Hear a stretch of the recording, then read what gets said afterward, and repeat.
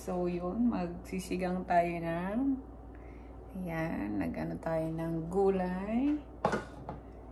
And then, meron tayong fish. Ayan, magsisigang tayo ng, anong tawag dito? Tambakol.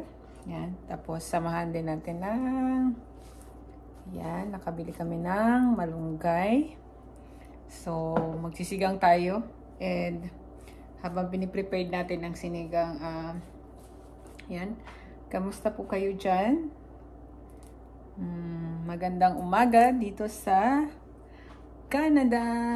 Magandang umaga at maaga ang, ayan, kagabi nag-start na yung snow. Nakita ko sa forecast 70%. At yun nga, pagising namin sa umaga. Ayan, pagising namin sa umaga. Ayan, nag-snow na siya. Ayan po, ano. Naglaba ko tsinelas. Nilaban ni Daddy yung tsinelas ko. So, ayun guys. Yun. Ang aga ng winter, ang aga ng snow. October pa lang may snow na.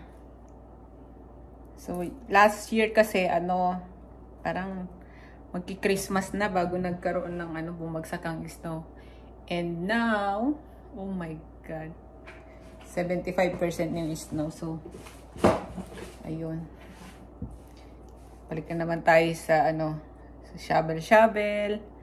Tapos yun, pag may sasakyan ka, kailangan maaga kang gigising kasi kailangan painitin mo muna yung sasakyan, i-clean up mo muna. So, yun. Ang daming adjustment kapag another season, especially sa winter season. So, magluluto tayo ngayon ng sinigang sa sampalok na may malunggay para sa mainit na para sa malamig na panahon. Yan. Kailangan natin ng sabaw.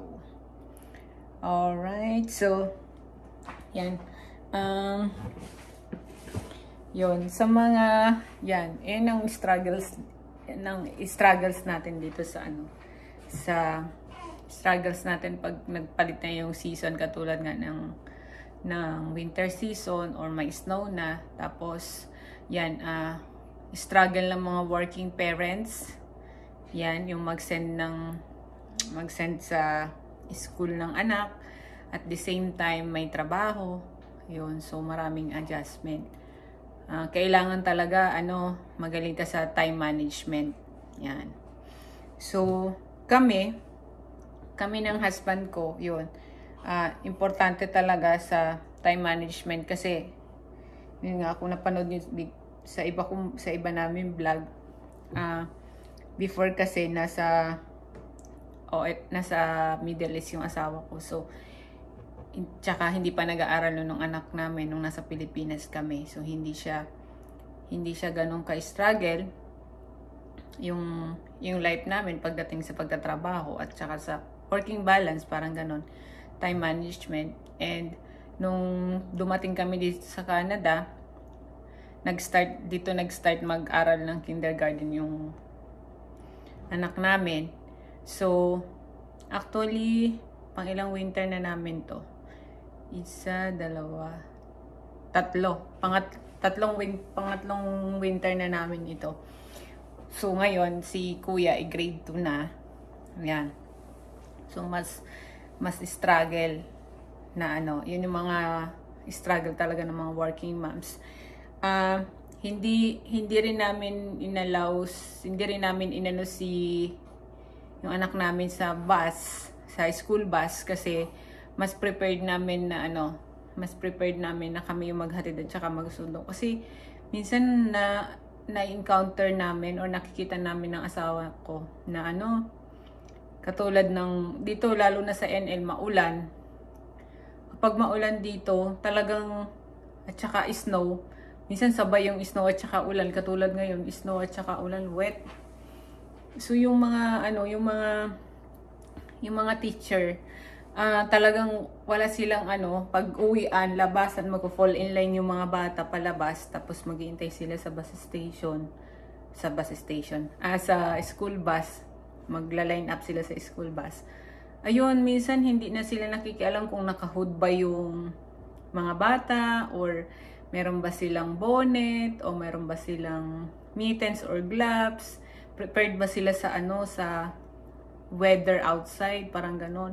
Di ba syempre tayo mga Pilipino naman, sobrang care natin na wag magkasakit kasi mahirap talaga magkasakit, 'di ba? So, parang hindi namin maano na, kasi pag school bus, sa tapat lang ng bahay mo ng bus, pipick upin, tsaka ibababa pagkatapos ng school hours. So yun, hindi namin prepared kasi kahit nga minsan tinitrain ko yung anak ko na, don't forget your winter jacket, don't forget your gloves, don't forget your bonnet before you go out or before you fall in line. Parang ganun sinasabihan ko siya. Syempre, bata pa siya, hindi pa siya totally ganun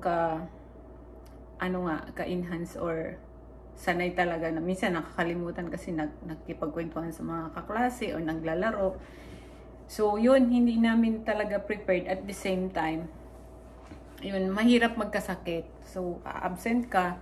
So, yun yung nakita namin. Kaya hindi rin kami ng school bus. So, yun.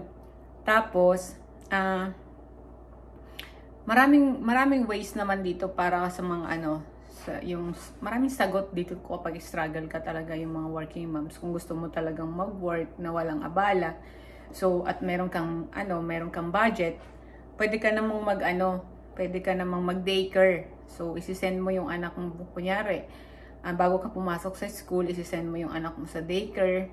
Tapos, yung daycare, they are the one who send sa school at saka mag-pick up sa school. Tapos, kapag okay na yung work or may available na sa inyong mag-asawa na kukuha dun sa anak nyo sa daycare, pipick upin nyo na sa daycare. So, si daycare yung in charge. Kaso nga lang, may bayad siya. So, yun yung ways na number 1 na pwede nyong gawin kung dadalhin nyo yung anak nyo dito papunta sa Canada. Tapos, number 2, meron din naman na ibang tao na nag-o-offer sa inyo ng free rides. Kunyari, mga friend nyo, or kasi kami na-encounter na namin yan na yun, kasi nga bago akong panganak sa second baby namin, sa bunso ko, yung katrabaho ko na Canadian nag-offers, yung katrabaho namin, yung parang close friend namin na asawa ko, nag-offer sa amin na na gusto nyo 1 month free, hatid ko at saka sundo ko si yung anak nyo, si Rain, ganyan. So, yun, libre naman siya. Kaso ang naisip namin na asawa namin parang mahirap mang abala ba. Yung alam mo yung maghihingi ka pa ng may tao na tutulong sa iyo. Wala namang masama kasi siya naman talaga yung nag-initiative na mag-help sa amin. Sabi niya okay lang daw sa kanya magsundo siya kasi ang work niya 11 to 7 in the morning, 11 PM to 7. So, by 7 AM available siya. Kasi yung mga pamangkin din niya, siya yung naghahatid, yung anak ng kapatid niya, siya din naghahatid. So, sabi niya, isabay daw niya si Rain sa school kasi dito lang din, same sila na school ng mga pamangkin niya. So, nag-thank you lang kami, pero hindi namin sinabi o nag-confirm kami sa kanya na sige, tulungan mo kami within 1 month. Kasi, alam mo yung pagod na sila sa trabaho, tapos, syempre hanggat maaari kami mag-asawa, syempre nakakahiya. At the same time, hanggat makakaya namin na ma-manage yung time namin as working parents. Kasi ngayon, hindi pa ako pwedeng makalabas, diba? Wala pa akong 1 buwan. Tapos, yung husband ko naman, morning fix 6 AM to 2 PM talaga yung niya, yung work niya. So, nakapix yung schedule niya. So, yun yung pangalawang yung offer na pwede namin, yung marami din na gumagawa na ganun, hindi lang kami. So marami nag-offer na ganun na sila yung maghahatid na walang bayad naman. Unlike dun sa daycare, may bayad. So, number 2, ex din kami, hindi rin namin ginawa yun na ano, pre-hatid, pero ibang tao o yung friend namin yung maghahatid. Tapos, number 3, meron din na ano, katulad kunyari, marami din akong kakilala na sinasabi na sila kunyari, yung kapitbahay mo sa main floor or neighbor mo is same sila ng school, tapos hindi ka available, katulad ni daddy ng asawa ko, hindi siya available sa umaga, hindi siya available na maghatid sa morning kasi 8:15 ihatid mo yung sa school kasi 8:45 naman yung school, pero 8:15 kasi pwede mo na siyang ihatid. So kung available yung neighbor mo ng 8:15, siya naman yung maghatid ng 8:15, tapos yung magpipick up sa hapon sa uwian, ikaw naman yung magpipick up kasi katulad din daddy, available na si daddy after 2. So, ang labas naman ng school is at 3 or 2:45 to 3 p.m. yung labas ng mga bata. So, mga ganong arrangement na iba yung pipick up, iba din yung magsisend. Pero free din siya. So, kumbaga, katulad yan, pares kami may sasakyan.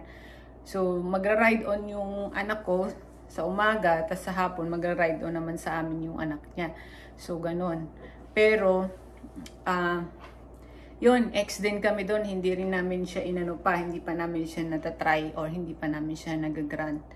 So, yun, maraming ways o paraan. Kasi dito sa Canada, ano talaga dito karamihan dito, kayo talaga mag-asawa ang magtutulungan, or option nyo is yung isa magtatrabaho sa panggabi, yung isa magtatrabaho sa araw, para laging may taong susundo sa anak nyo.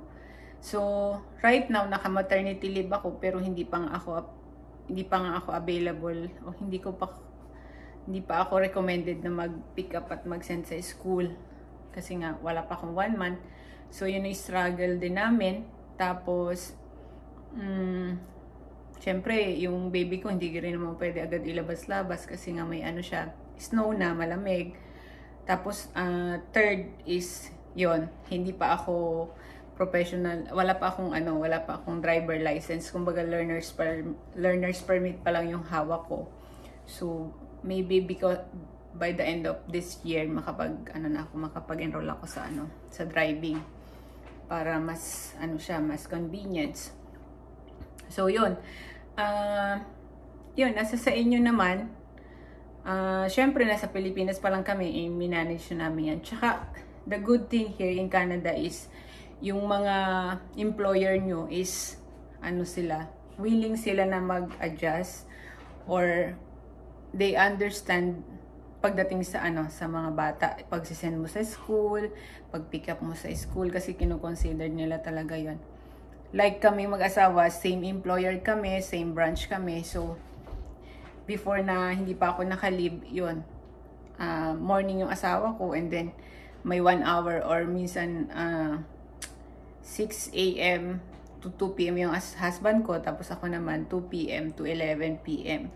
So, I'm the one who send the school, and yung husband ko naman yung magpipick up. Yun yung first routine namin dati. But right now, nag-iba kasi nga, nandito na yung aming bunso, si baby bunso, adjustment.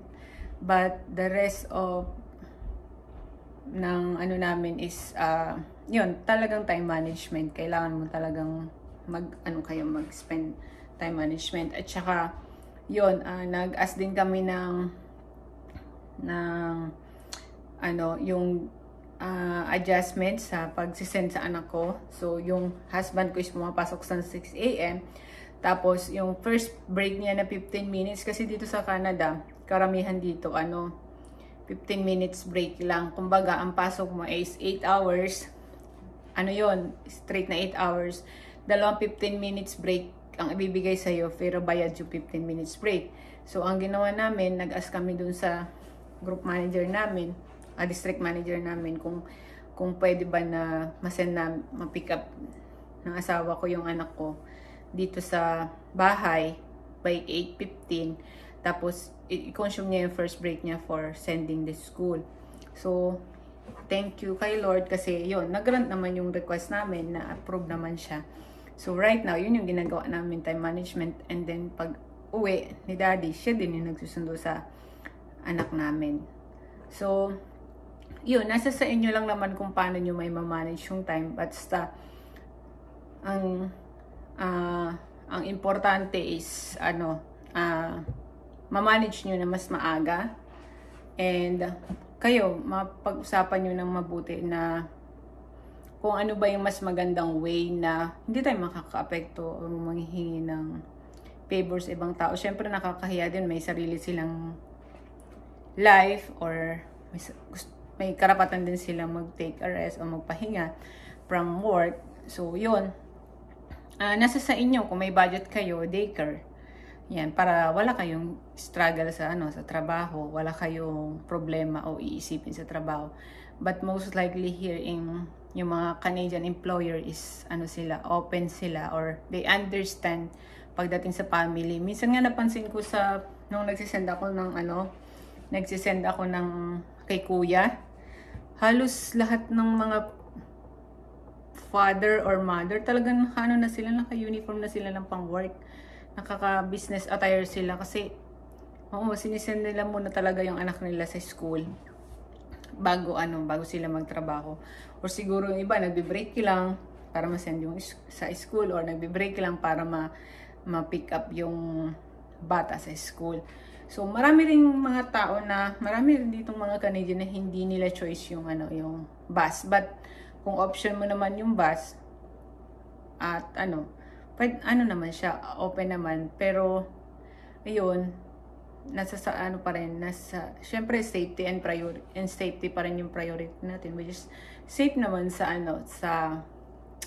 bus. Kaso nga lang yung culture ba na nakasanay natin mga Pilipino is iba dito sa culture nila. Kaya ayun, siguro by grade 4 pwede na siguro magbas si kuya, by grade 4 or grade 3 next year.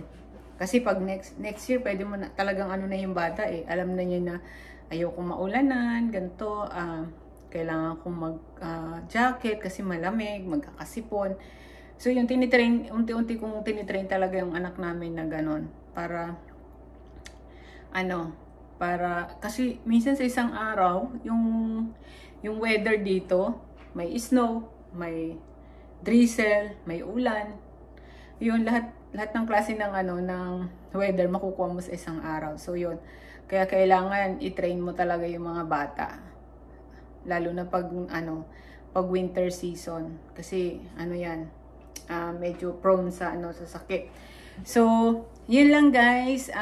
Again, nasa sa inyo pa rin kung paano nyo i-manage yung time nyo, and lalo na i-share ko to sa inyo lalo na kapag papunta kayo or may plano kayo magpunta dito sa Canada, tapos dala nyo yung anak nyo. Isa ba sa mga pag-iisipan nyo na kailangan ko mandalhin yung anak ko, makakapagtrabaho ba ako ng maayos, or paano ba yung setup namin mag-asawa, ganyan. So yun, maraming ways or maraming option na pwede tayong gawin in terms of time management as a working mom. And at the same time, magkaroon pa rin tayo ng time para sa anak natin. So, yun lang guys. Thank you for watching, and I hope na itong experience namin na ito or itong vlog namin ay makatulong sa inyo. Magkaroon kayo ng idea kung may plano kayo magpunta dito sa Canada together with your kids or your children soon. Okay. Thank you for watching. Bye guys. Have a nice day.